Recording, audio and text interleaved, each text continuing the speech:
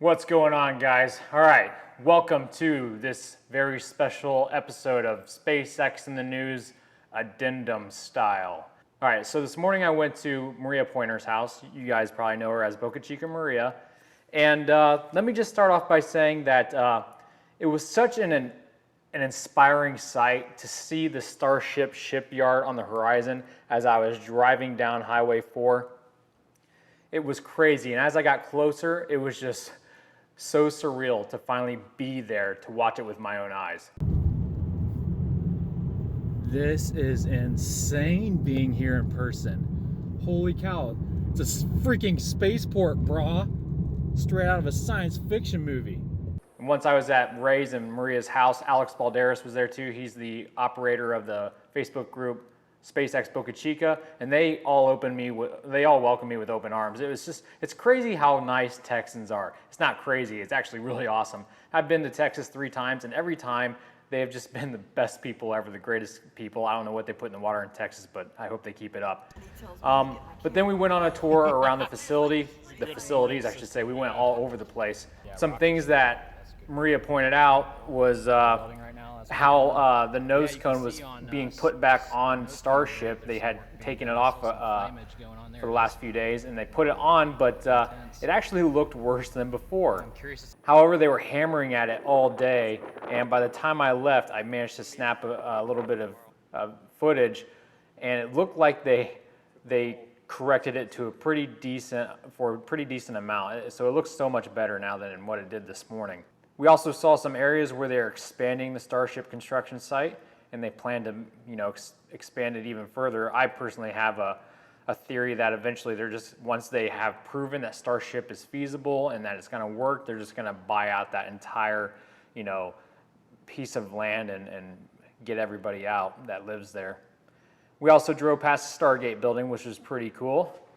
And then we started making our way to Star Hopper, and I couldn't believe how close the first Hops fire, you remember that wildfire that was started, how close that got to Maria's house. All right, so we are at SpaceX's site that houses the gases that they aren't currently using. You can see there's some methane tanks right here.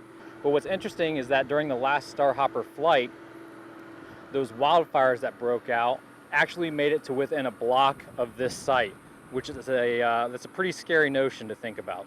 Once at Star Hopper, I got a couple of shots of those heat shield tiles on the side of the ship that I was talking about this morning in episode 43. And then I did an interview with Maria and Alex, but unfortunately my mic wasn't working, so it's kind of hard to hear them, so that really sucks. Not sure what I'm going to do with that video. And then after we got back, Austin Bernard came over and we had some lunch, and I interviewed him, and this time his mic was working, or my mic was working for him. And so that was a good time. Austin's a really good dude. So I had a really good time. I'm really glad I came despite not being able to see the launch. The weather was brutal. It was just over 100 degrees with about 70% humidity. So we survived though, so it's not a huge deal. Anyway, I'll be using a lot of this footage and more in next week's episode. Thank you guys for tuning in. Hopefully we get to see Star Hopper's 200-meter hop come Wednesday. We'll just see if the FAA pulls through in time. I will not be staying here to see it. I need to get home before my wife changes the locks on me. I laugh, but she might. No, she's been really cool and supportive about this. I think she's really happy that I'm here just to get away from me. But I'll definitely be commentating during that hop, maybe like last time.